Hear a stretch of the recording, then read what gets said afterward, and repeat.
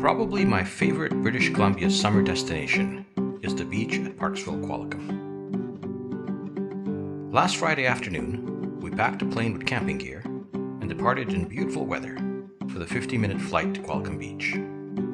It was a gorgeous flight, past Deep Cove, across Howe Sound, Bowen Island, Keats, and Gibsons,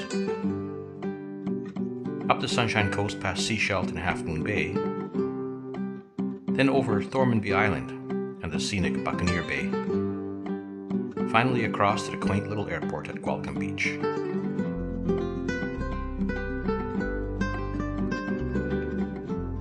We parked the plane on the grass, paid our $7.50 overnight parking fee, and took Zeus on a walk by a small pond and along an abandoned railway track. But then we were hungry, so we set up our camp stove and prepared a delicious vegetarian chili, plus the sliced wieners, of course, for meat eater David. Realizing that the sun was soon setting, we scrambled in a mild panic to set up our tent and settle in for the night. It was a beautiful sunset, and away from the city lights in the dead quiet of Qualicum, we were rewarded, apologies to Carl Sagan, with billions and billions of stars. It was pretty spectacular.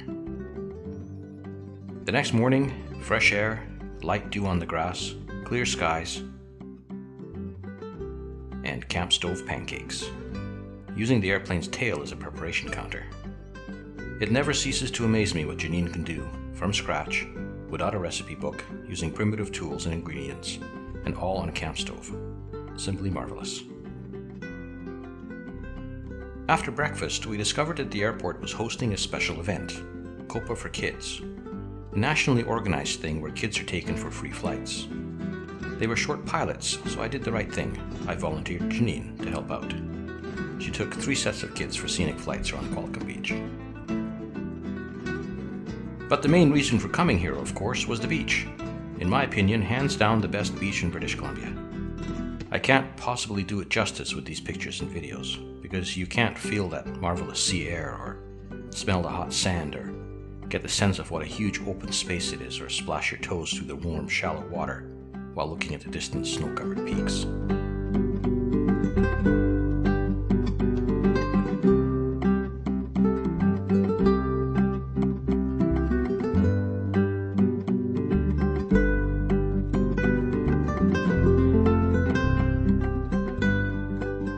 But eventually it was back in the airplane for the trip back home. Once again over the water, along the Sunshine Coast, over Bowen Island and Howe Sound, and along Burrard Inlet, with a great view of downtown Vancouver and Stanley Park.